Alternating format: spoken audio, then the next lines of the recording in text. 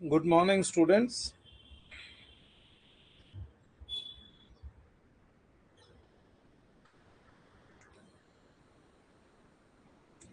Two more concepts remaining. We'll complete both the concepts and we'll wind up the topic.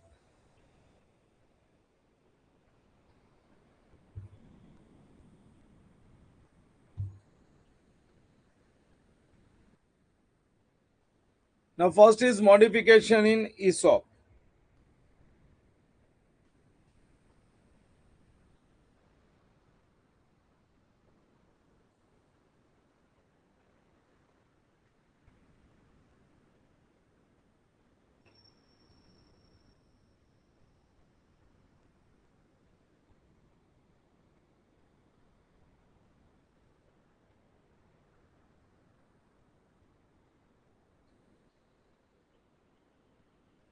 Modification in ESOP. Now, what exactly you mean by modification in ESOP? Just understand. Suppose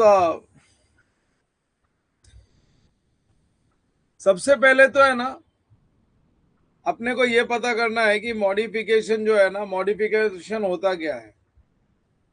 मैं एक example से शुरू करता हूं. Let's suppose there is a company X limited. Nobody will write anything. There's a company X Limited और ये जो company है ना, दिस कंपनी ग्रांटेड 10,000 ऑप्शंस. ये कंपनी ने 10,000 ऑप्शंस ग्रांट किए हैं.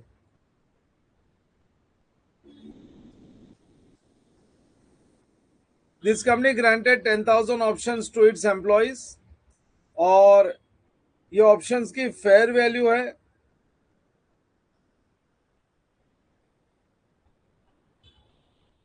Let's take it as 180 rupees.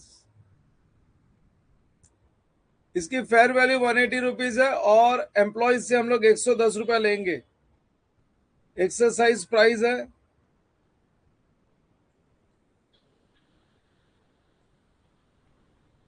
110. इसका मतलब है 90 रुपीज कंपनी का एक्सपेंसेस है जो कि शेयर बेस्ड पेमेंट रिजर्व्स में जाएगा. एक्सरसाइज प्राइस 110, 70 रुपया, 90 नहीं, सॉरी. सो 70 रुपीज कंपनी का लॉस है और this is known as intrinsic value of options. इसको हम लोग बोलते हैं इंट्रेंसिक वैल्यू ऑफ ऑप्शंस. ये कंपनी का एक्सपेंसेस होता है जिसके लिए शेयर बेस्ड पेमेंट रिजर्व्स या शेयर बेस्ड पेमेंट लायबिलिटी अगर स्टॉक एप्रिसिएशन राइट से तो क्रिएट होता है. अगर विदाउट एक्सरसाइज प्राइस होता ना, अगर विदाउट एक्सरसाइज प्राइस होता तो ये पूरा अमाउंट कंपनी का लॉस होता. और विद एक्सरसाइज प्राइस है तो loss is reduce to 70 rupees. हाँ, सो 180 का शेयर है, 180 का शेयर है और कंपनी उसको 110 रुपए में अपने एम्प्लॉइज को दे रही है और 70 रुपए का नुकसान कर रही है. 70 रुपया कंपनी का एक्सपेंसेस है. So company will write of this in vesting period. Vesting period में कंपनी इसको राइट ऑफ कर देगी. सपोज वेस्टिंग पीरियड 3 इयर्स है तो डिवाइड बाय 3 इंटू 1, फिर दूसरे में डिवाइड बाय 3 इंटू 2 माइनस पिछला साल, लास्ट वाला divide by 3 multiply by 3 minus पिछले 2 साल. So that way. और हम लोग share based payment reserve accumulate कर लेंगे 3 साल में. अगर एम्प्लॉय ये ऑप्शन वेस्ट नहीं करता है तो शेयर बेस्ड पेमेंट रिजर्व्स में जो भी अमाउंट है वो पीएनएल में रिवर्स हो जाएगा. सिंपल है. This loss will be written off in vesting period. अगर वेस्टिंग पीरियड 3 साल का है तो I divide the loss by 3 years. Plan continue रहेगा. We will accumulate the amount in share based payment reserves 3 साल में. और अगर एम्प्लॉय ऑप्शन एक्सरसाइज नहीं करता तो share based payment reserves to PNL. अगर एम्प्लॉय ऑप्शन अवेल करता है तो 110 रुपया उससे लेंगे हम लोग, 70 रुपया हम लोग मिलाएंगे और उसको शेयर्स इश्यू कर देंगे. Bank account debit 110, share based payment reserve 70 to equity share capital 10 to securities premium the balance. ये एंट्री पास होगी. तुमको एक रिकैप दे दिया मैंने. अरे अभी तक कुछ भी नया नहीं बताया मैंने. All this we have already discussed in previous classes. अभी नया क्या है ना, नया है ये प्लान में modification. Now just listen. Second year में फर्स्ट ईयर तो निकल जाता है, लेकिन सेकेंड ईयर में कुछ मिस हैपनिंग हो जाती है और कंपनी की जो फेयर वैल्यू है ना, कंपनी की फेयर वैल्यू रिड्यूस होने लगती है. पहले कंपनी की जो फेयर वैल्यू थी 180 रुपीज थी और अब कंपनी की फेयर वैल्यू रिड्यूस होके खाली 90 रुपीज रह जाती है. कंपनी की फेयर वैल्यू 180 रुपीज थी और अब कंपनी की फेयर वैल्यू रिड्यूस होकर 90 रुपीज हो जाती है. अभी शेयर की प्राइस है ना फ्लक्चुएट होती रहती है. इस कंपनी का एक शेयर जब हम लोगों को ईसॉप ग्रांट हुआ था ना, तब एक शेयर की वैल्यू थी, फेयर वैल्यू थी ग्रांट डेट के दिन 180 rupees. 180 rupees was the grant date की. उस दिन ये फेयर वैल्यू चल रही थी. जब भी ऑप्शंस ग्रांट किया था ना, ईसॉप ग्रांट किया था, तब 180 रुपया था. स्टॉक मार्केट में फ्लक्चुएशंस की वजह से सेकेंड ईयर में ना ये रिड्यूस हो गया. खाली कितना रह गया? 90 rupees. This fair value reduce होकर 90 रुपीज बन गया है. अब मेरे को बताओ, फेयर वैल्यू 90 रुपीज है और एक्सरसाइज प्राइस 110 है. एम्प्लॉय से लेना 110 है और फेयर वैल्यू 90 रुपीज है. तो मेरे को प्रैक्टिकली सोच के बताओ, अगर मार्केट प्राइस डिक्लाइन हो गया तो क्या कोई एम्प्लॉय 90 रुपए के शेयर का 110 रुपया देगा? क्या 90 रुपए के शेयर का 110 रुपया देगा कंपनी को? शेयर 90 रुपीज का और हम लोग एम्प्लॉय से मांग रहे हैं 110. उसको हम लोग ऑप्शन दे रहे क्या ले रहे उससे? हाँ, उसको ऑप्शन दे रहे क्या ले रहे हम लोग? Everybody understood this?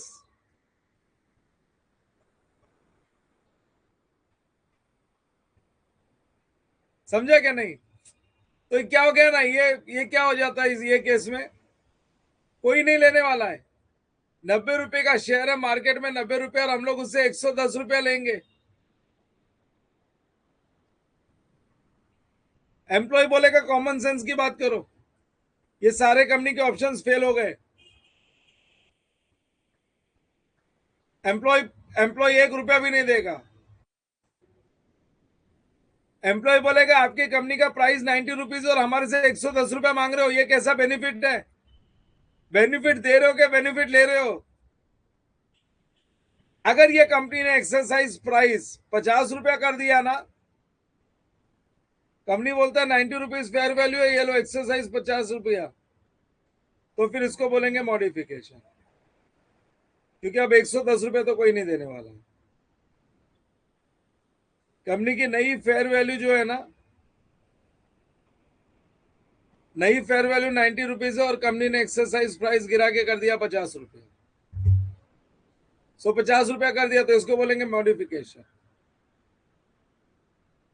अगर प्लान को मॉडिफाई नहीं करेंगे ना तो प्लान कैंसिल हो जाएगा. कौन खरीदेगा ऐसे शेयर्स? अगर अपने कंपनी अगर अपने मार्केट प्राइस को बना के रखता है तो एम्प्लॉय सस्ते शेयर्स खरीदना चाहता है. अगर 180 रुपीज की चीज 110 में मिल रही है ना तो ठीक है, लेकिन अगर मार्केट प्राइस 90 रुपीज हो गया तो 110 में नहीं कोई खरीदेगा, कोई ऑप्शन एक्सरसाइज ही नहीं करेगा. सो यहाँ पे हम लोगों को एक्सरसाइज प्राइस है ना कम करना पड़ेगा. Now just understand, plan modification तो हो चुका है. 90 रुपीज फेयर वैल्यू थी, हम लोग ने 50 रुपीज एक्सरसाइज कर दिया. अब ये मॉडिफिकेशन जो है ना 90 रुपीज का, 90 रुपीज का क्या मॉडिफिकेशन? 90 रुपीज फेयर वैल्यू और एक शेयर एम्प्लॉय 50 रुपया देके खरीद सकता है कंपनी से. सो कंपनी को एक शेयर मिलेगा 50 रुपया देके. सो 40 रुपए का कंपनी को लॉस होएगा और एम्प्लॉय का फायदा होगा. अभी एक डाउट ये आएगा, सर पहले ये फिक्स करो पहले ये फिक्स करो, लॉस 70 रुपीज का है या लॉस 40 रुपए का है। पहले ये फिक्स करो, लॉस 70 रुपीज का है या लॉस 40 रुपए का है। लास्ट ईयर तक हम लोग बोल रहे थे लॉस 70 रुपीज का है, और आज हम लोग बोल रहे हैं लॉस 40 रुपीज का है। तो लॉस है कितने का? सी, मैं यही तो एक्सप्लेन करना चाहता हूं कि मॉडिफिकेशन हुआ है प्लान का, तो अकाउंटिंग कैसे करेंगे।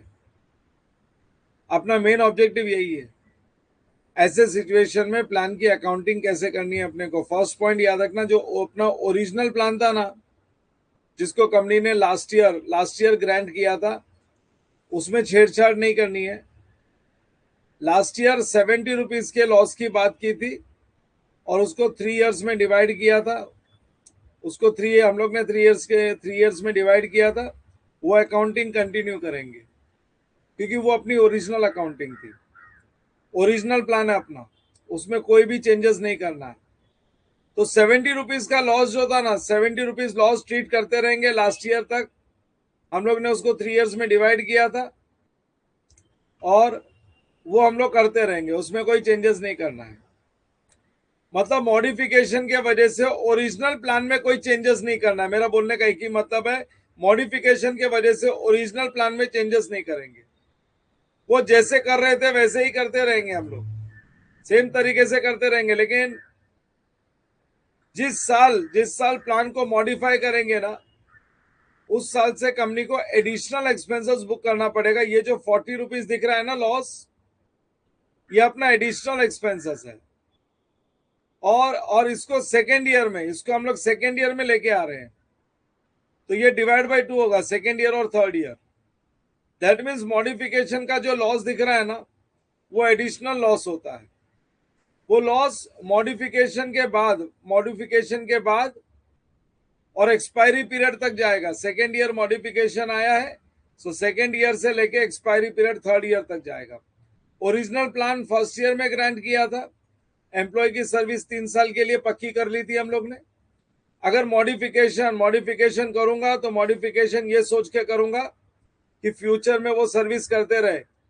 सेकेंड ईयर में प्लान मॉडिफाई हुआ है, तो सेकेंड ईयर में प्लान मॉडिफाई करके एक तो सेकेंड ईयर की सर्विस पक्की कर ली, नहीं तो छोड़ के चले जाएंगे वो लोग, और थर्ड ईयर की भी सर्विस पक्की कर ली, तो मैं 2 साल की अकाउंटिंग करूंगा। ओरिजिनल प्लान की अकाउंटिंग 3 साल की होगी, 70 रुपीज के लॉस की, और एडिशनल 40 रुपीज का जो लॉस आया उसकी अकाउंटिंग 2 साल की होगी। सो 70 रुपीज का लॉस 3 साल में एलोकेट करेंगे और 40 रुपीज का लॉस 2 साल में एलोकेट करेंगे। याद रखना, मॉडिफिकेशन का इंपैक्ट ओरिजिनल अकाउंटिंग पे नहीं आएगा, और मॉडिफिकेशन एडिशनली बुक करना है। एक्चुअली 70 + 40 मिला के नुकसान 110 रुपया हो गया है, नुकसान 110 रुपया हो गया। समझा क्या? सो मॉडिफिकेशन कौन से सिचुएशन में हुआ है, और मॉडिफिकेशन के वजह से ओरिजिनल अकाउंटिंग पे कोई फर्क नहीं आएगा। मॉडिफिकेशन से लेके एक्सपायरी पीरियड तक एडिशनल लॉस बुक करना है। तो 70 रुपीज का एडिशनल लॉस 3 साल में बुक होएगा, 3 साल में एलोकेट होएगा, और उसके बाद में मॉडिफिकेशन के वजह से जो एडिशनल लॉस आया है वो 2 साल में बुक होगा। इन 2 years it will be book. मैं अभी ये पॉइंट्स लिखवा देता हूँ, नोट्स लिखा देता हूँ तुम लोगों को, और अपने पास एक क्वेश्चन है वो करा देता हूँ, फिर लास्ट कॉन्सेप्ट पे जाएंगे, कैंसिलेशन ऑफ प्लान्स पे। चलो, let's write. As per the provisions of India's 102,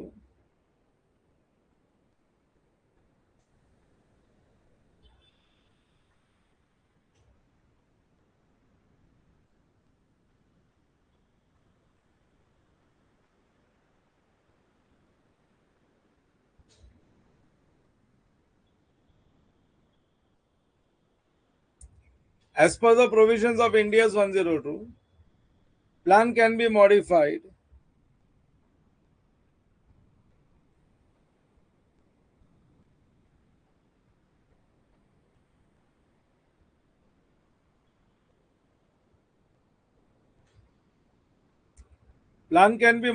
if fair value of shares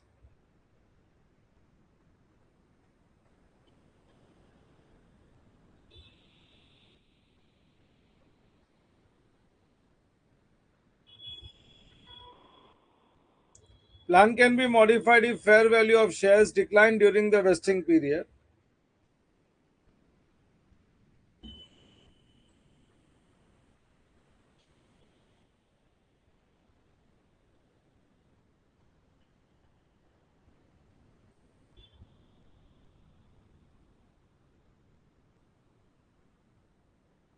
If fair value of shares decline during vesting period.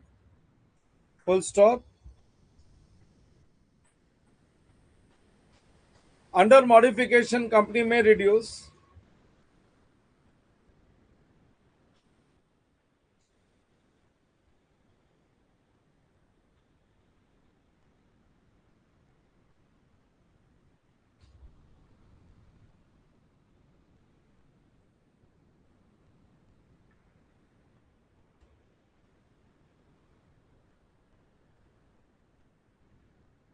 Under modification, company may reduce exercise price.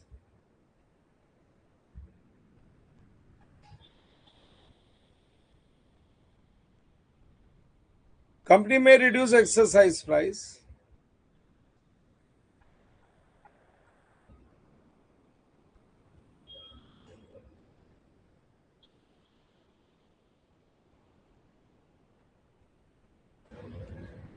The following steps may be considered.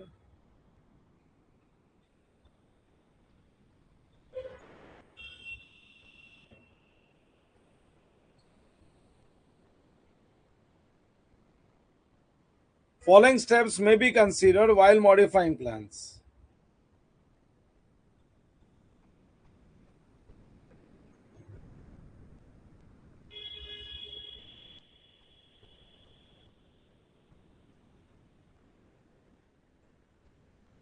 So, as per the provisions of India's 102 plan can be modified if fair value of shares decline during the vesting period. And under modification, company will reduce the exercise price. Step 1.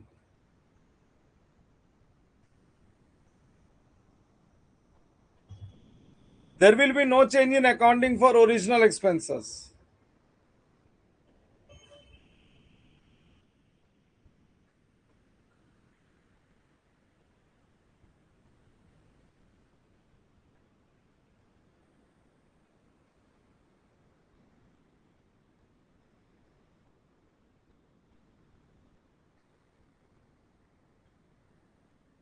There will be no change in accounting.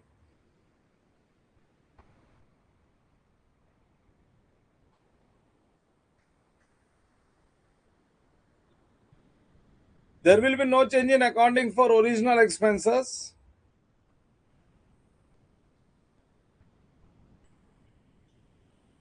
There will be no change in accounting for original expenses which relates to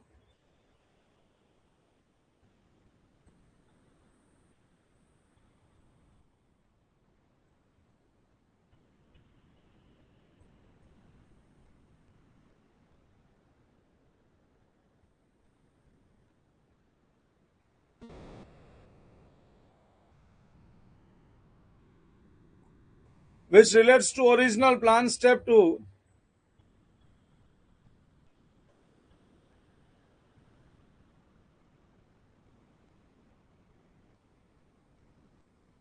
At the time of modification in plan,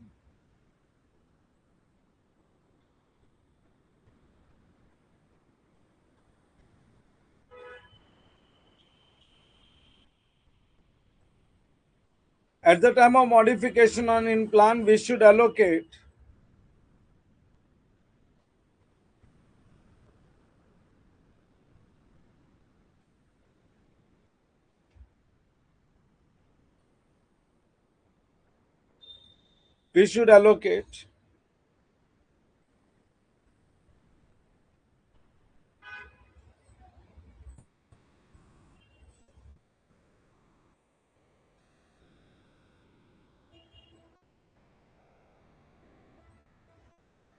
we should allocate additional expenses due to reduction.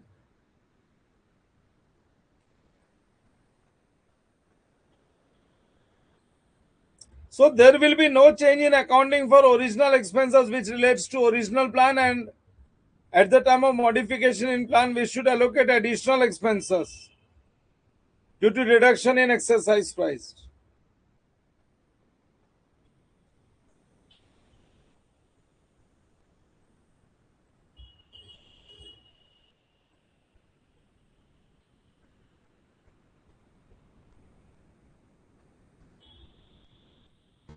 Due to reduction in exercise price. Fair value of shares.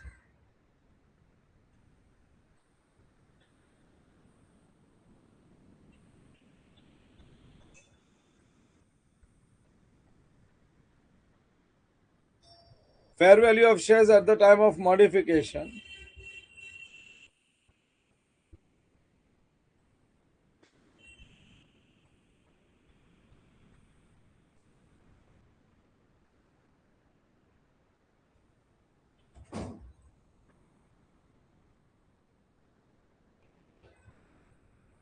Minus exercise price.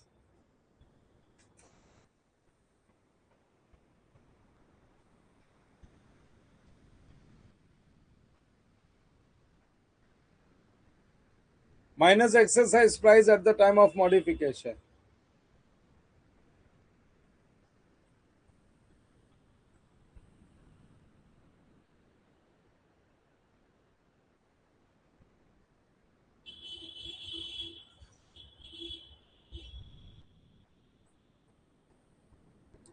At the time of modification.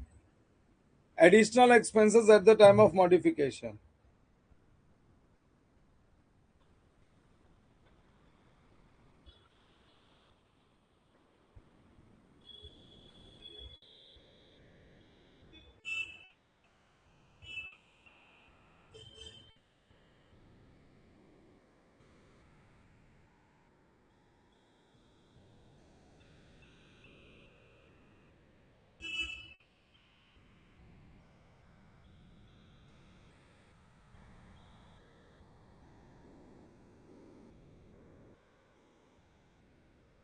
So fair value of shares at the time of modification minus exercise price, and you get additional expenses.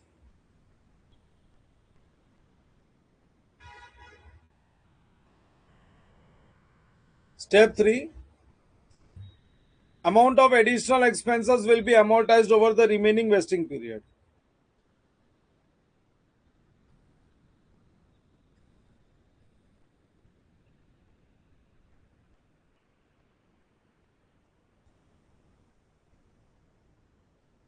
Amount of additional expenses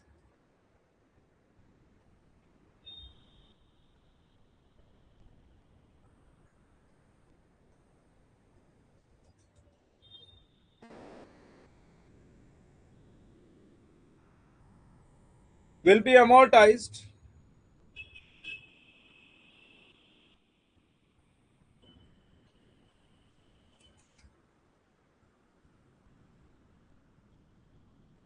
be amortized over remaining vesting period.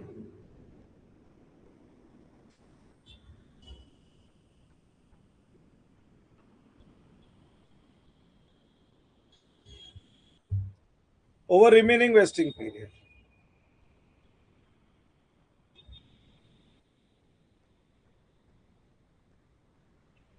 मेरे पास question number 18 है इससे related.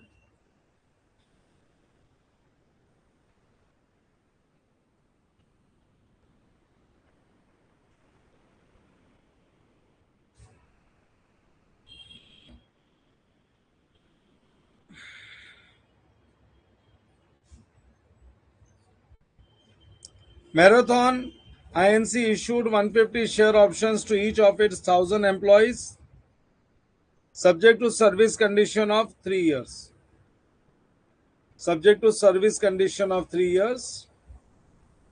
Fair value option given was calculated at 129, exercise price 100. Below are the details and activities related to share-based plan. Year 1, 35 employees left and further 60 are expected to leave. Share options repriced as market value of shares has fallen and the fair value fell to 50 rupees. Originally fair value कितनी थी? 129 थी और exercise price थी 100. Fair value fell to 50 rupees. After repricing, they were worth 180 rupees. And hence the expenses is expected to increase by 30. इसका मतलब है fair value 50 नहीं, repricing के बाद में शेयर की मार्केट में प्राइस हो गई 80 रुपीज और प्लान हमने एक्सरसाइज प्राइस कर दिया 50 रुपीज, तो एक्सपेंसेस इंक्रीज हो गया 30 रुपीज से. ये बोला हुआ है. सेकेंड ईयर में 30 employees left and 36 expected to leave and third year में 39 left. How the modification repricing will be conducted. ठीक है ना. खाली अपन लोग एक्सपेंसेस की वर्किंग बता देते हैं, अकाउंटिंग तो अपने को आती है. लिखो write down. Calculation of employees benefit expenses.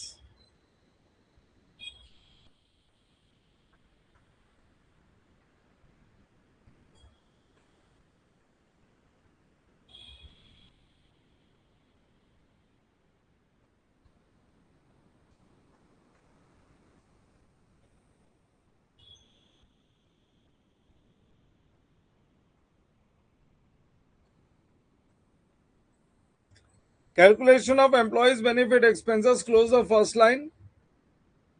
First line close करो.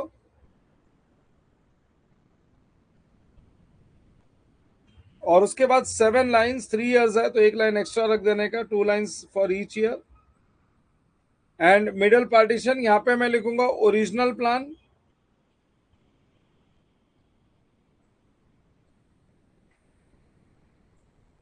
और दूसरे बाजू लिखेंगे मॉडिफाइड प्लान.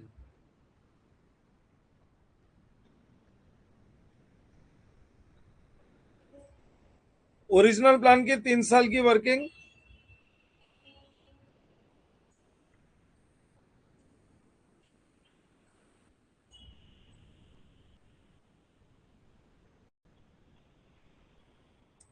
और मॉडिफाइड प्लान की 3 साल की अलग, 2 साल की अलग से वर्किंग.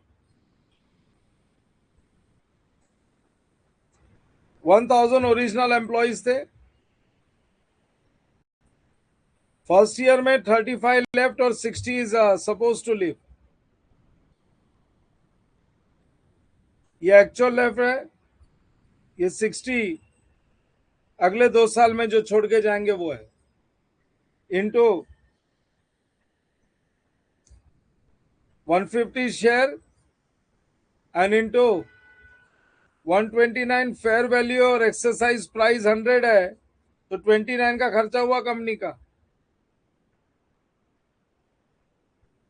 कंपनी का खर्चा 29 रुपीज का हो गया.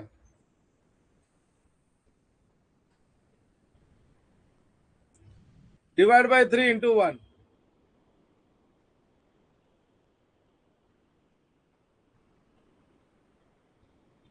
सेकेंड ईयर में 35 तो एक्चुअल लेफ्ट था पिछले साल. अब सेकेंड ईयर में 30 एम्प्लॉइज लेफ्ट और आगे 36 और जाएंगे. सेकेंड ईयर का एक्चुअल लेफ्ट है 30 और 36 और जाएंगे, इंटू 150 इंटू 29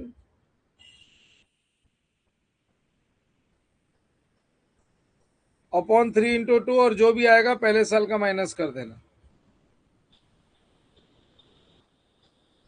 थर्ड ईयर में अब खाली एक्चुअल लेफ्ट माइनस होएगा. सो 35 और 30 ये पिछले 2 साल के एक्चुअल लेफ्ट है, और अब थर्ड ईयर का एक्चुअल लेफ्ट, थर्ड ईयर का एक्चुअल लेफ्ट है 39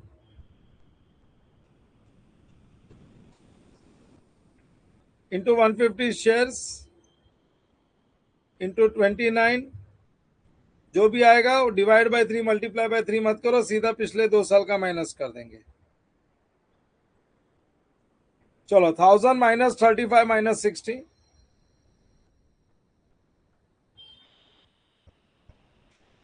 into 150 into 29 divide by 3. First year का एक्सपेंसेस आ गया 13,12,250.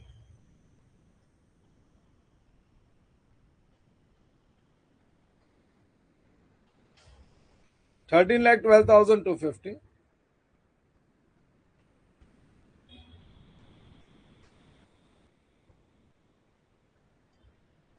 सेकेंड ईयर का 1,000 minus 35 minus 30 minus 36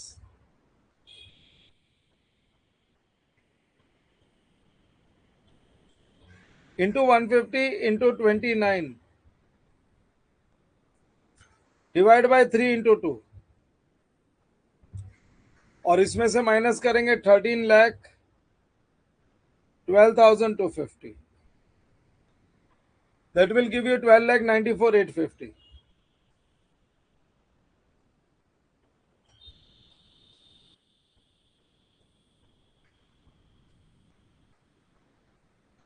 12,94,850.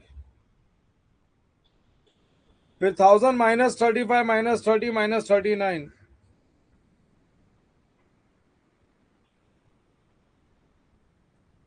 1,000 minus 35 minus 30 minus 39 into 150 into 29. इसमें से पहले 2 साल का माइनस कर देंगे 13,12,250 और माइनस होगा 12,94,850. सो 12,90,500.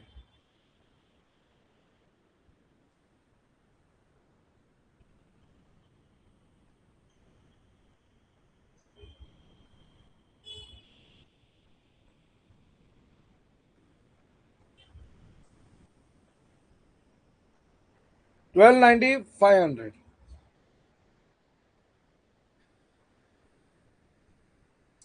और तीनों का टोटल है 38,97,600.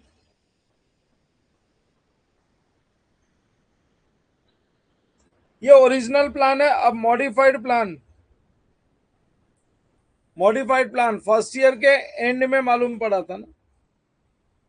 तो फर्स्ट ईयर के एंड में मालूम पड़ा तो फर्स्ट ईयर में कुछ नहीं कर सकते. सेकेंड ईयर से उसका काम चालू होएगा. 1,000 माइनस 35 माइनस 30 माइनस 36 ये तो सेम रहेगा. लेकिन अब 80 रुपीज हो गई एक्सरसाइज प्राइस. एक्सरसाइज प्राइस नहीं 80 रुपीज हो गई फेयर वैल्यू इंटू 150 शेयर और 50 rupees is the exercise price. 50 rupees is the exercise price. तो 30 रुपीज का एक्सपेंसेस आ गया डिवाइड बाय 2 इंटू 1. ये 2 साल में. सो 1,000 माइनस 35 माइनस 30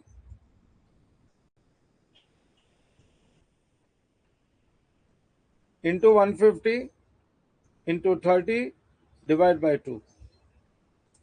सो 20,22,750.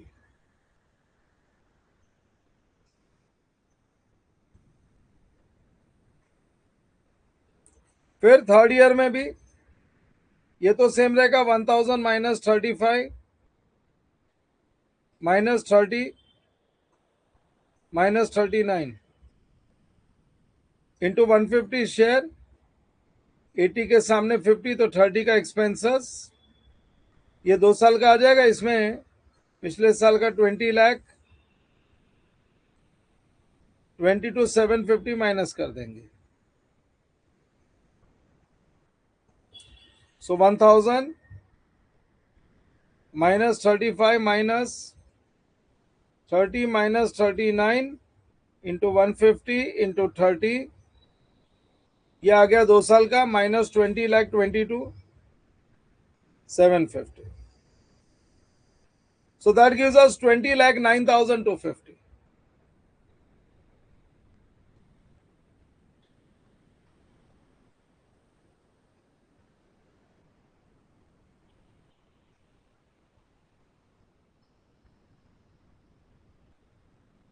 $40,32,000.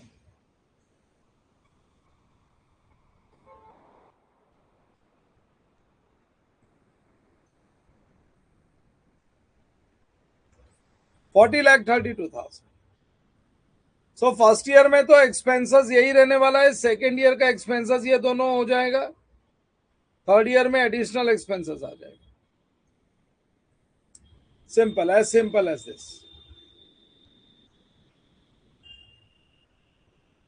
सो मैंने एकदम अलग करके बता दिया, बाकी तुमको मॉड्यूल्स में ऐसे सॉल्यूशन नहीं मिलेंगे, बहुत गुफअप करके देते हैं। मैंने ओरिजिनल मॉडिफाइड दोनों बाजू बाजू में कर दिया। सेकेंड ईयर में employees benefit expenses to share based payment reserve, ये टोटल। थर्ड ईयर में employees benefit expenses to share based payment reserve, ये total.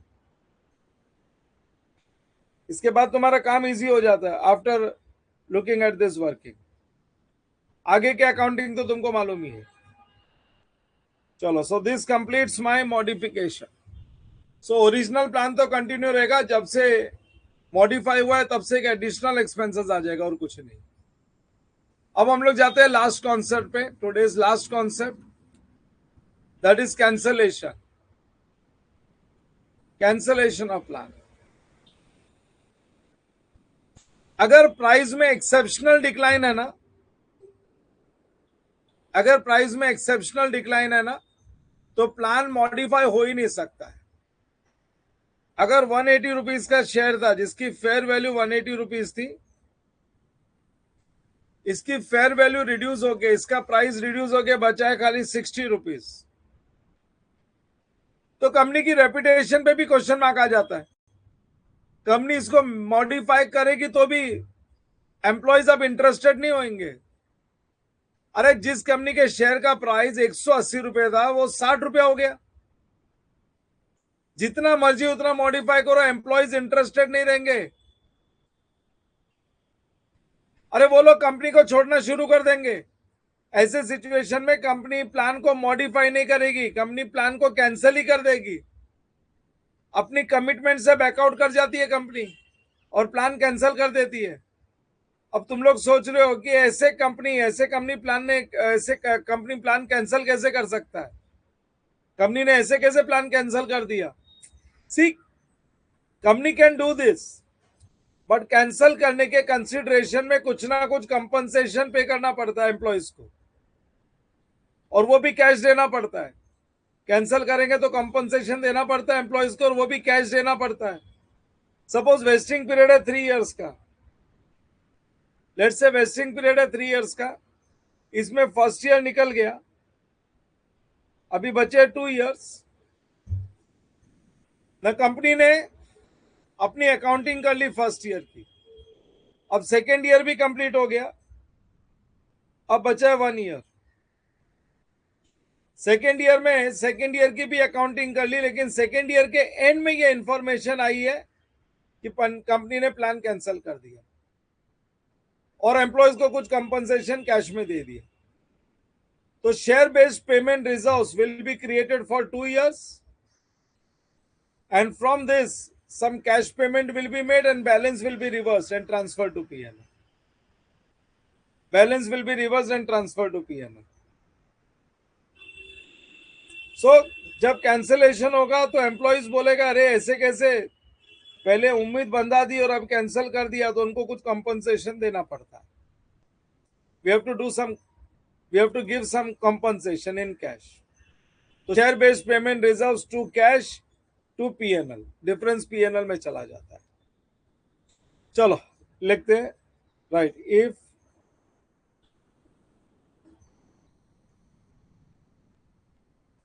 if plan is cancelled,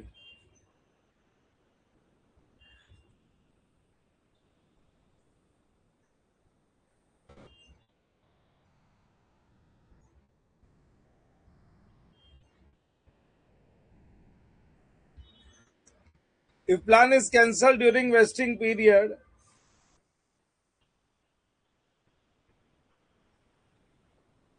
if plan is cancelled during vesting period by the company,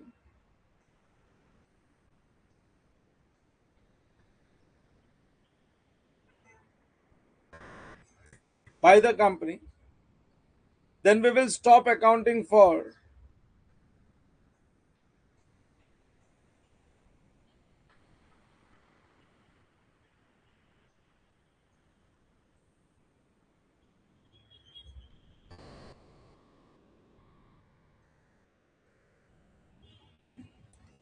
Then we will stop accounting for plan.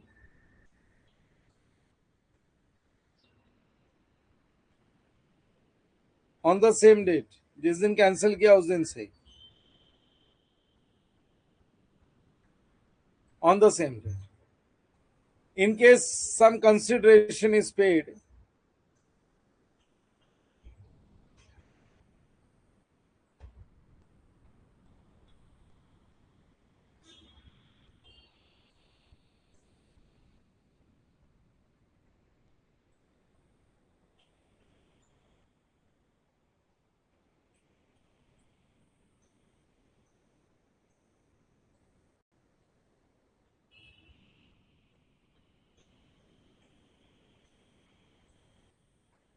in case some consideration is paid,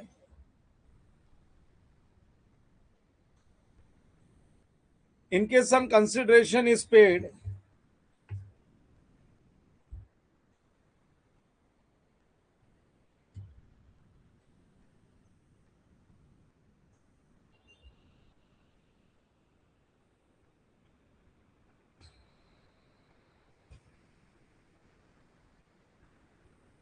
in case some consideration is paid as compensation,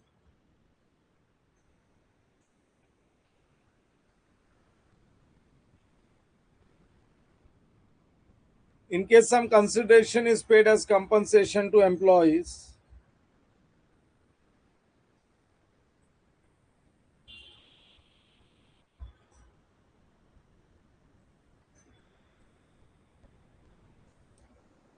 in lieu of cancellation of plan,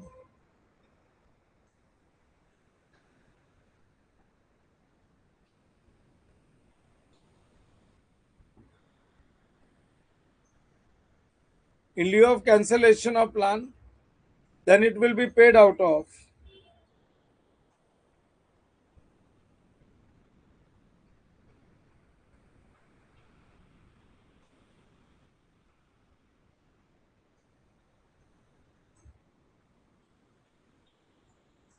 then it will be paid out of share based payment reserves.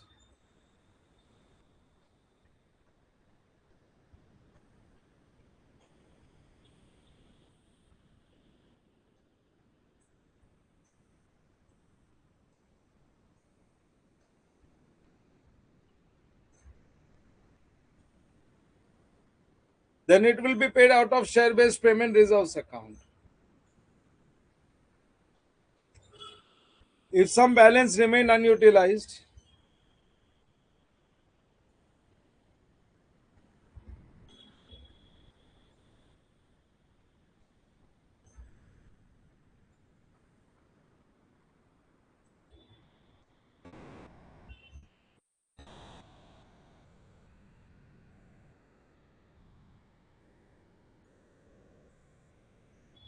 if some balance remain unutilized in share based payment reserves account,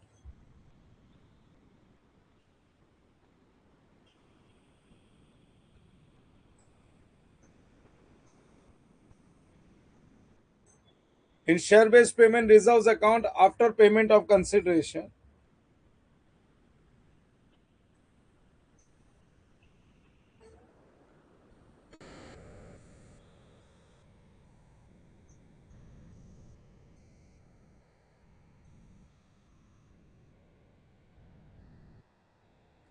if some balance remain unutilized in share based payment reserves account after payment of consideration, then it will be reversed.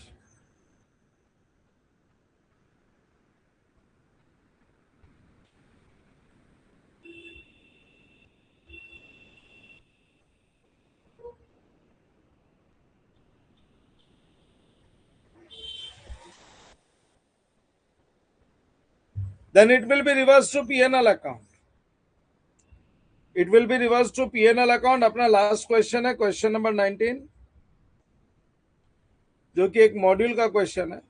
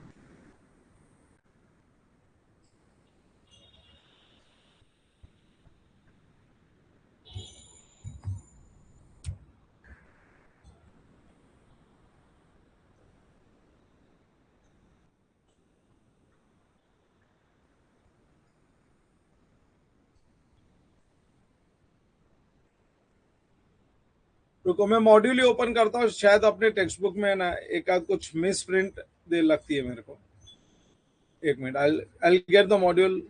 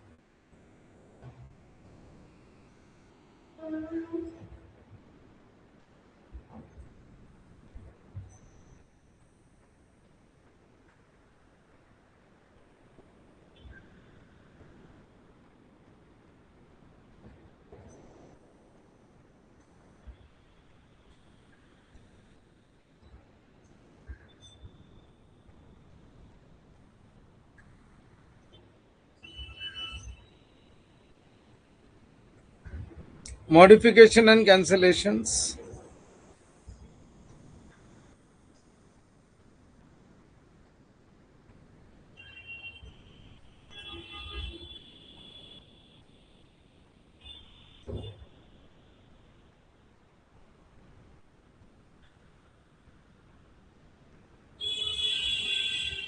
हाँ यही है, ये जो question number 11 था ना module का, ये अपने क्लास टेक्स्ट बुक में क्वेश्चन नंबर 19 है।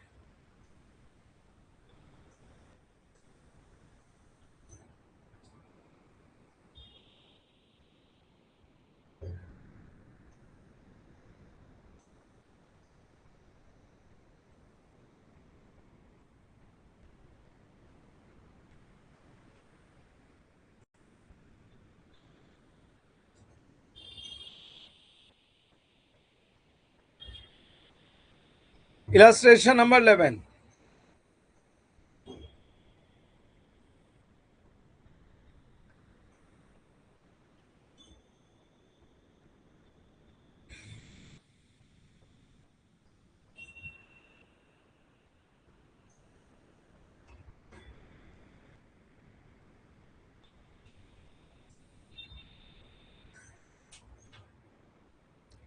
कैंसलेशन ऑफ प्लान का प्रॉब्लम है, देखो क्या दिया है। अर्नारा fertilisers issued 2000 share option to 10 directors for an exercise price of 100 rupees, and directors are required to stay in the company for 3 years. Exercise price 100 rupees है, लेकिन fair value कितनी दे रखी है? फेयर वैल्यू 130 दे के रखी है। फेयर वैल्यू 130 है। आगे, expected number of directors to vest the option is 8. Vest the option is 8.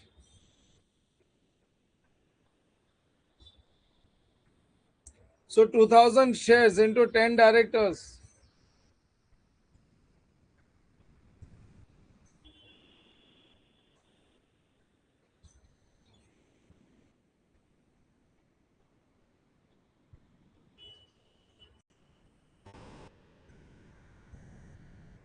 Expected number of directors to vest the options 8 ही है, मतलब 2 जन छोड़ के चले जाएंगे, तो expenses will be book for 8 only. 2000 into 8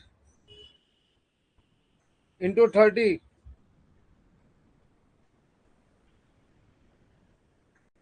divide by 3।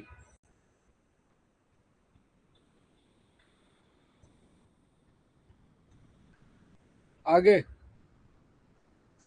During year 2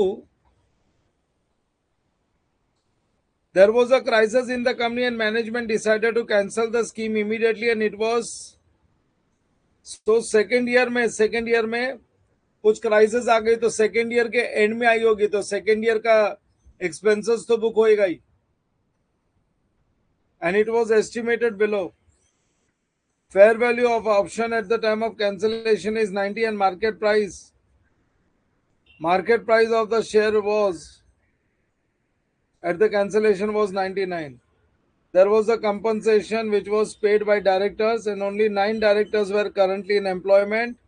At the time of cancellation of such scheme, it was agreed to pay an amount of 95 for option to each of the 9 directors. How cancellation would be recorded? How cancellation would be recorded?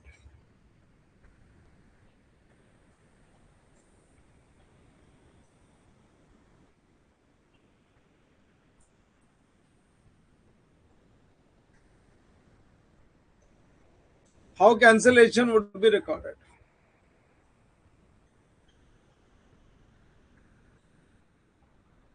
So compensation भी देना पड़ेगा, इसको important mark करो, ये question important question है।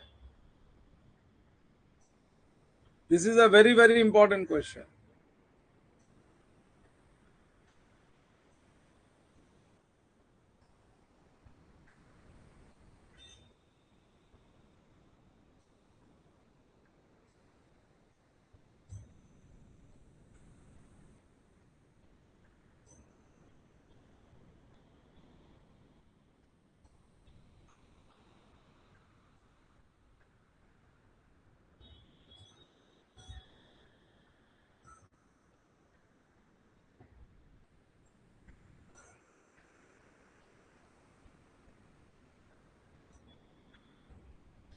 सबसे पहली बात तो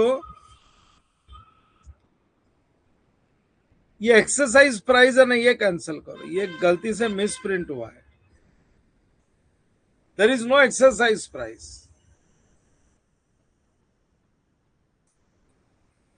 कोई एक्सरसाइज प्राइस नहीं है, तुमको मैं सॉल्यूशन के साथ मैच करके बताऊंगा, ये गलती से प्रिंट हुआ है। पहले मैं 2 साल के एक्सपेंसेस बुक कर लेता हूं और फिर प्लान को कैंसिल करेंगे।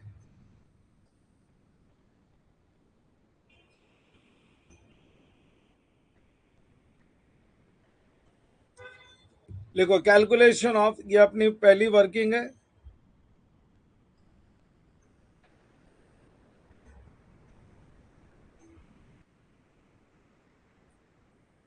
Calculation of employees benefit expenses, second year के एंड में जाके मालूम पड़ा कि कुछ गड़बड़ हो रहा है। सो थर्ड ईयर का एक्सपेंसेस बुक नहीं करेंगे, लेकिन सेकेंड ईयर के एंड तक का तो ड्यू हो ही गया।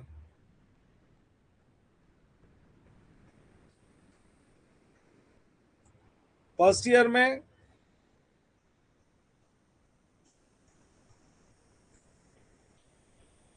8 डायरेक्टर्स को 2000 शेयर्स देने हैं और 130 rupees is the fair value. मैंने एक्सरसाइज प्राइस को कट कर दिया है। पहले साल में थोड़ी मालूम था प्लान कैंसिल हो जाएगा, तो divide by 3 into 1, divide by 3 into 1, 2000 into 8 into 130 divide by 3, 693,333,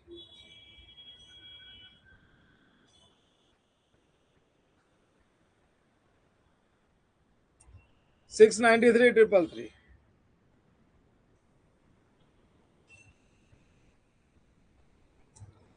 second year में कितने एम्प्लॉय डायरेक्टर्स बच गए? There was a crisis in the company, fair value 90 हो गई, 99 मार्केट प्राइस हो गई और खाली 9 डायरेक्टर्स ही बचे। 9 इंटू 2000 शेयर्स इंटू रुपीज 130। अब पता चल गया थर्ड ईयर तक जाने वाला नहीं है, तो ये 2 साल तक का ही है। सो डिवाइड बाय 3 इंटू 2 नहीं करना, मालूम पड़ गया, आगे कैंसिल करना है अपने को। जो भी अमाउंट आएगा 9 इंटू 2000,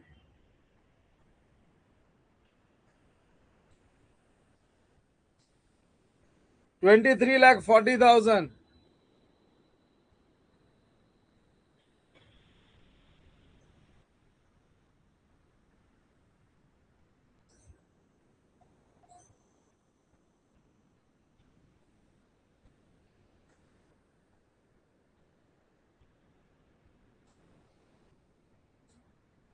16,46,667।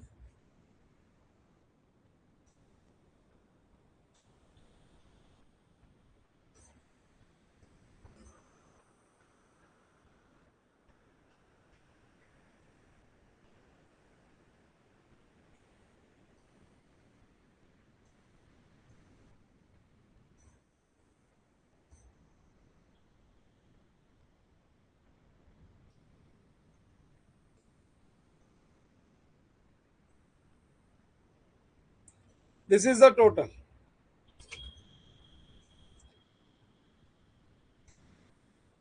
सो ये 2 साल की अकाउंटिंग कर लेंगे थर्ड ईयर में। थर्ड ईयर में प्लान कैंसिल कर देंगे। कैंसिल करने का मतलब है पेमेंट करना पड़ेगा। पहले 2 साल की अकाउंटिंग भी कर लेते हैं, फर्स्ट ईयर और second year.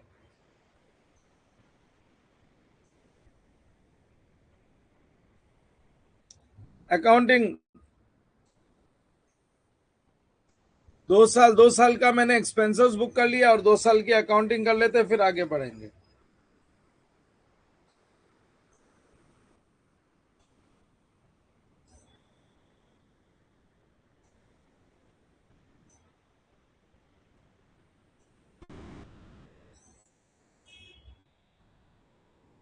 Four lines.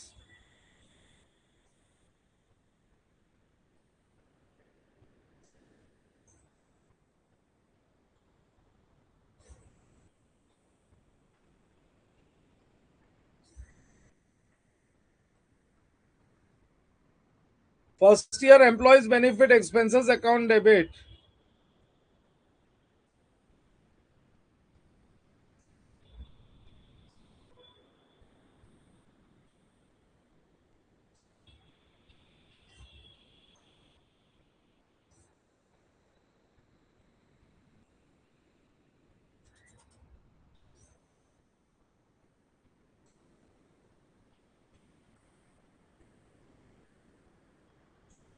To share based payment reserves account,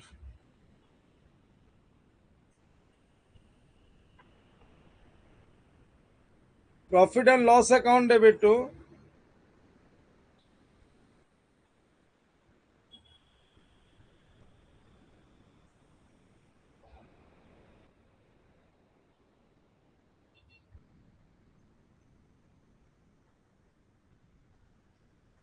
employees benefit expenses account.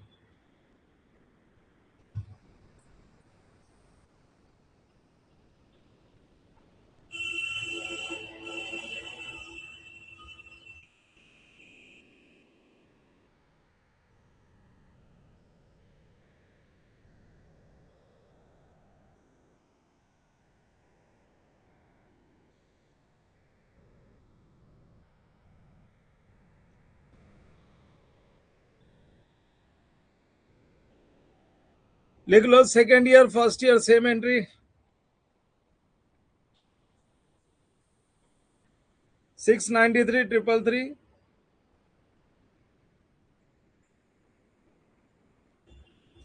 First year का अमाउंट यही है।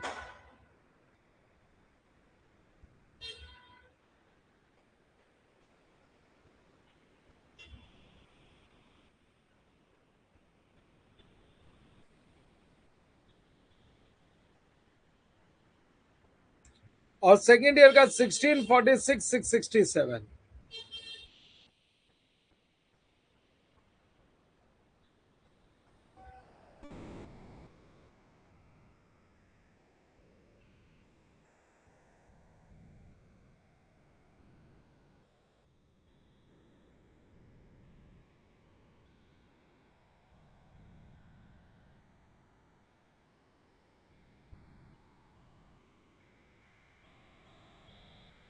ये हो गई फर्स्ट ईयर की अकाउंटिंग। सेकेंड ईयर की अकाउंटिंग, अभी सेकेंड ईयर में अकाउंटिंग तो कर ली, लेकिन सेकेंड ईयर के बाद थर्ड ईयर तक नहीं जाएंगे हम लोग। सेकेंड ईयर में एक्सपेंसेस ड्यू हो गया था इसलिए बुक तो कर लिया, लेकिन अब cancellation.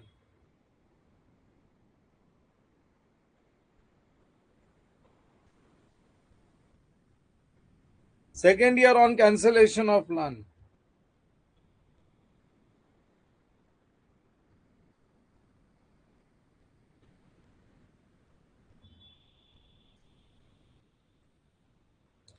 Second year on cancellation of plan.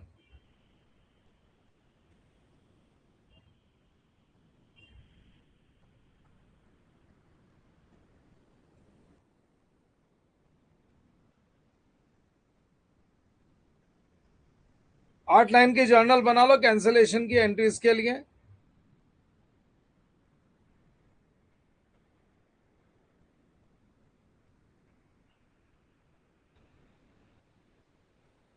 Share based payment reserves में टोटल 23,40,000 एक्यूमुलेट हो गया है। कुछ कंपनसेशन पे करना पड़ेगा अपने को।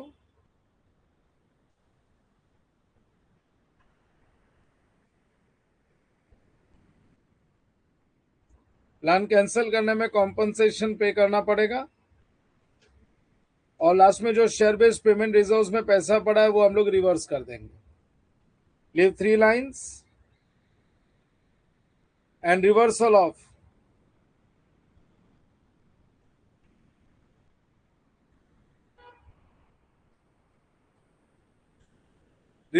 Share based payment reserves account.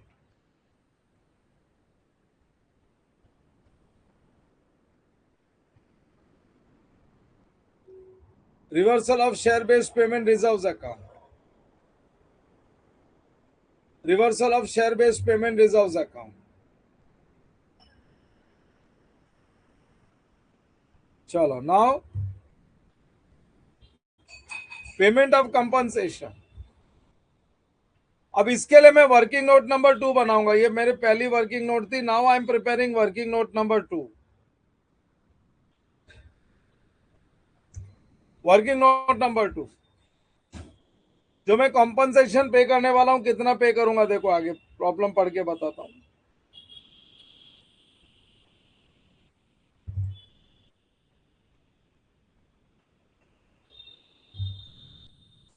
जिस दिन कैंसिल किया ना उस दिन 9 डायरेक्टर्स थे। जिस दिन कैंसिल किया उस दिन 9 डायरेक्टर्स थे।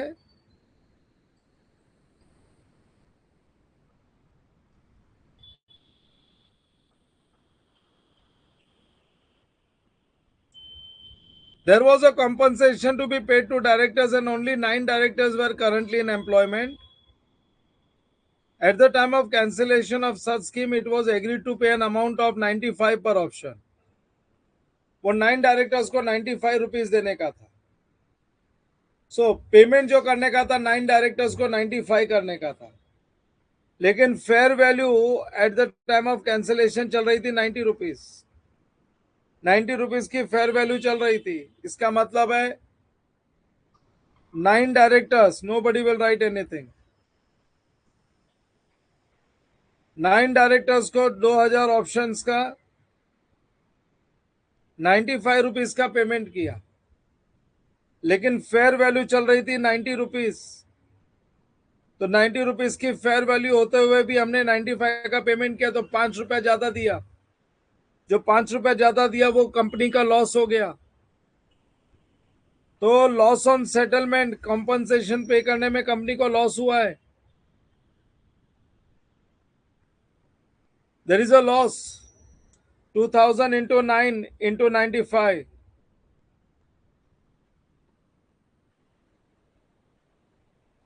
17,10,000, 17,10,000 का पेमेंट किया है, जबकि पेमेंट होना चाहिए था 9 into 2000 into ₹90। एक्चुअली पेमेंट होना चाहिए था खाली 16,20,000 का। 16,20,000 का ही पेमेंट होना चाहिए था, तो हमने 90,000 ज्यादा दे दिया है। So this is loss. In short, पहले loss on settlement,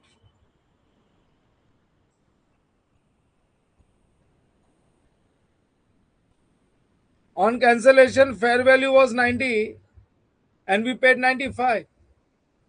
so in short, ये वर्किंग केस से मेरी एंट्री जो बनेगी ना, मेरी एंट्री बनेगी share based payment reserves account debit. Nobody will write, I said nobody will write. Time दूंगा लिखने को। Share based payment reserves account debit, loss on cancellation है, profit and loss account debit to cash bank.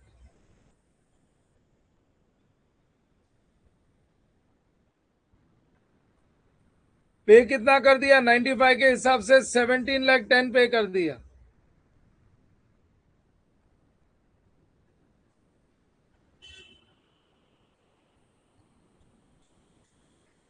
$90,000 ज्यादा पे कर दिया। जो extra पे कर दिया वो पीएनएल में जाएगा, और शेयर बेस्ड पेमेंट रिजर्व 16,20,000।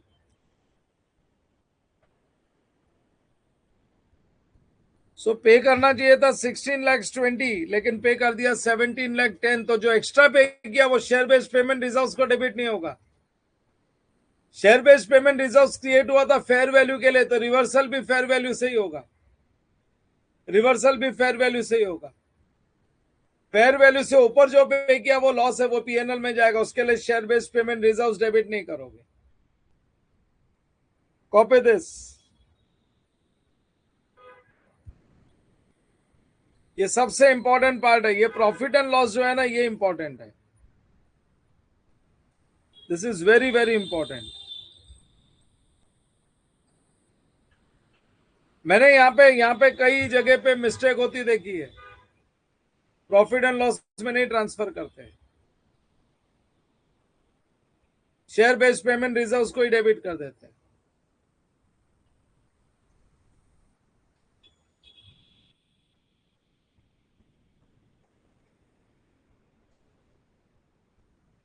और इसके बाद जो शेयर बेस्ड पेमेंट रिजर्व्स हो वो पीएनएल में चला जाएगा।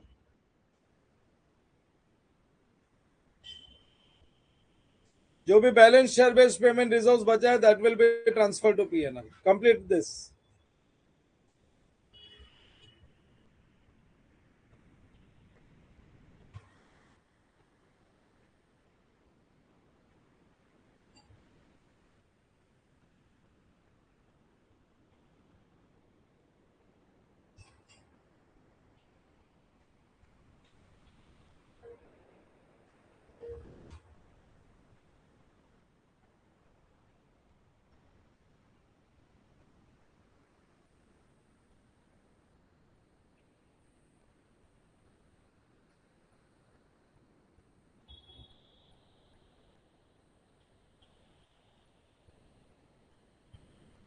अभी शेयर बेस्ड पेमेंट रिजर्व्स में कितना था? 23,40,000 था इधर,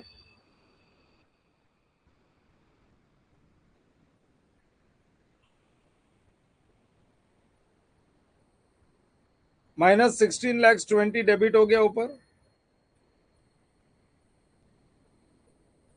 सो 23,40,000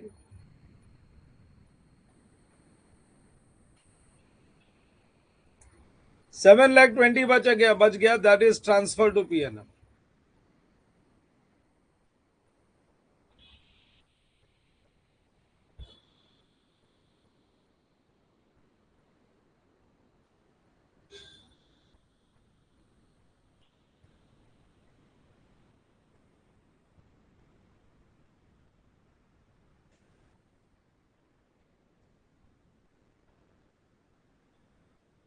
to profit and loss account.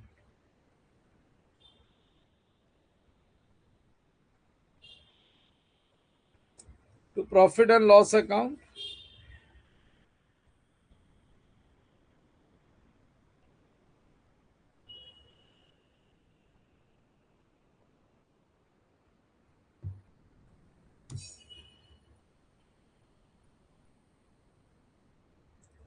$7,20,000 done.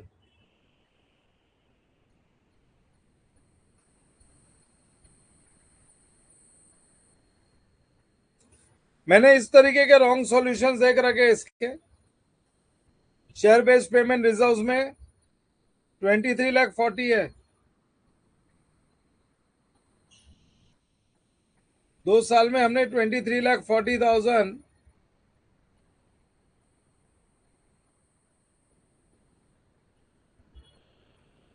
Share based payment reserves में क्रेडिट कर रखा है. I have seen the solution this way.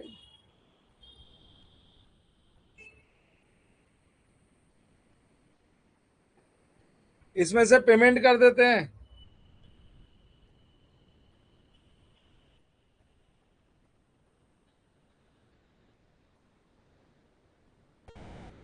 Payment ये कर देते हैं 17,10,000.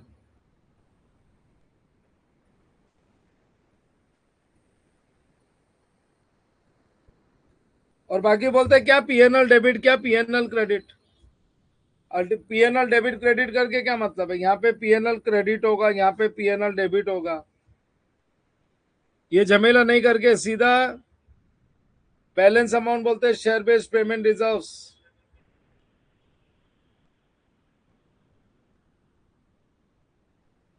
To PNL.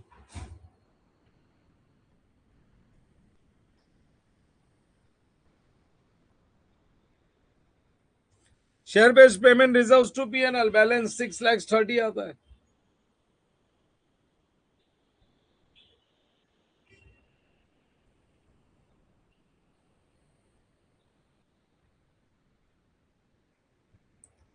बोलते हो पीएनएल को क्रेडिट करोगे और डेबिट करोगे, अल्टीमेटली अमाउंट तो वही आने वाला है.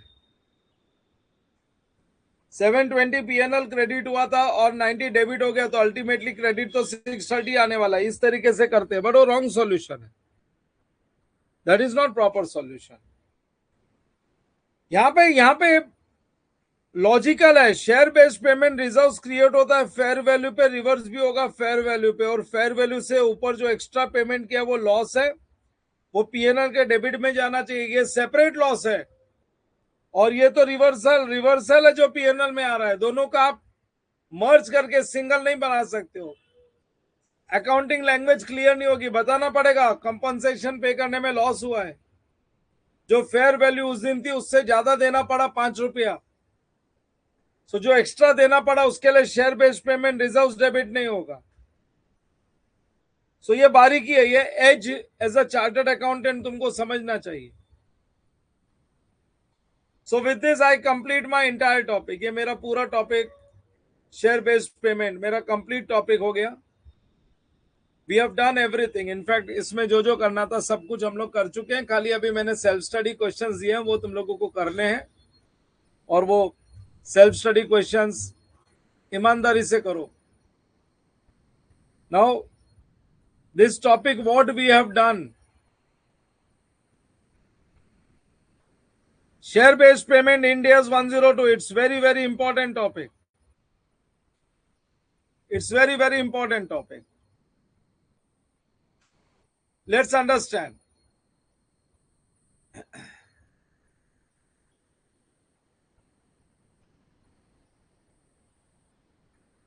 See यार, in this topic मैंने शुरू किया था ये वाले चार्ट से. शेयर बेस्ड पेमेंट एक एंटिटी है, जो एक्सटर्नल पार्टीज और एम्प्लॉयज से सर्विस लेती है, गुड्स लेती है, एसेट्स लेती है और पेमेंट में देती है शेयर्स या कैश देती है equivalent to price of shares. तो अगर कैश भी पे किया equivalent to price of shares तो उसको शेयर बेस्ड पेमेंट ही माना जाएगा। एसेट आया, गुड्स आया, सर्विसेज आया, आने वाली वैल्यू को इंपॉर्टेंस देनी है। आने वाले एसेट्स, आने वाले गुड्स, आने वाले सर्विस की फेयर वैल्यू मालूम है, उस पर रिकॉग्नाइज करो to nominal value securities premium balancing figure. लेकिन आने वाले की अगर फेयर वैल्यू नहीं मालूम है तो फिर शेयर की फेयर वैल्यू और सिक्योरिटीज प्रीमियम लिख के डेबिट में जो भी आया उसको बैलेंसिंग फिगर लो। सो पहले आने वाले एसेट, आने वाले गुड्स, आने वाले सर्विसेज की फेयर प्राइस को इंपॉर्टेंस देना है। वो नहीं है तो फिर शेयर के प्राइस को इंपॉर्टेंस देना है।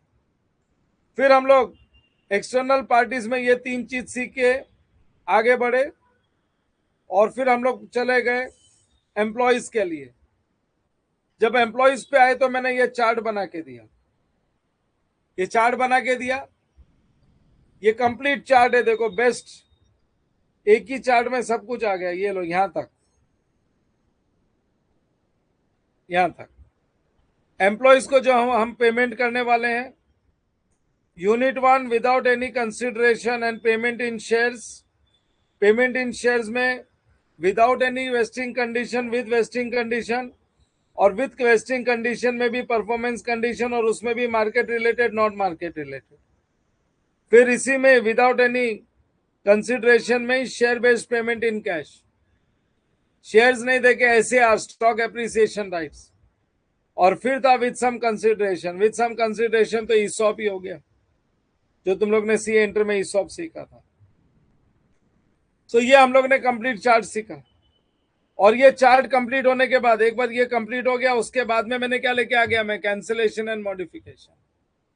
मॉडिफिकेशन कब करोगे, जब प्राइस डिक्लाइन हो जाएगी तो पुराने प्राइस पे कोई नहीं लेगा, तो हम लोग नया एक्सरसाइज प्राइस जो भी फेयर वैल्यू उससे लोअर एक्सरसाइज प्राइस कर देंगे।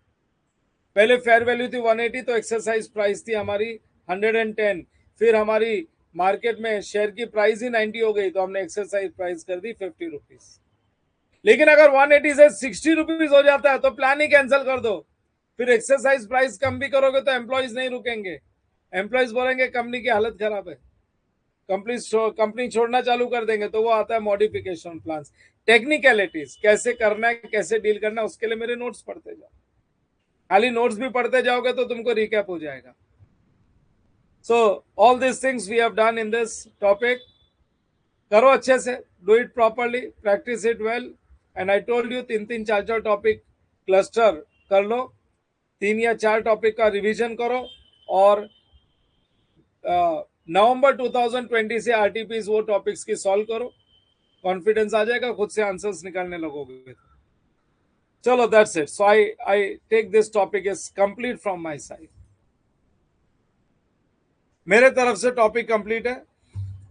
एवरीबॉडी बोलो बच्चों, समझ में आया सब लोगों को पूरा topic? Have you all understood the topic? अभी बहुत ज्यादा टॉपिक्स नहीं बचे हैं, लेकिन जो करेंगे वो अच्छे से करेंगे। और कहीं पे कुछ ज्यादा झमेला करने को जाना नहीं है। मेरे नोट्स करो, आरटीपीस प्रैक्टिस करो, मेहनत करना चालू कर दो। बहुत सारे वीडियोस के पीछे मत पड़ जाना। यूट्यूब पे भरे पड़े वीडियोस, ज्ञान बांटने वालों की कमी नहीं है यूट्यूब पे।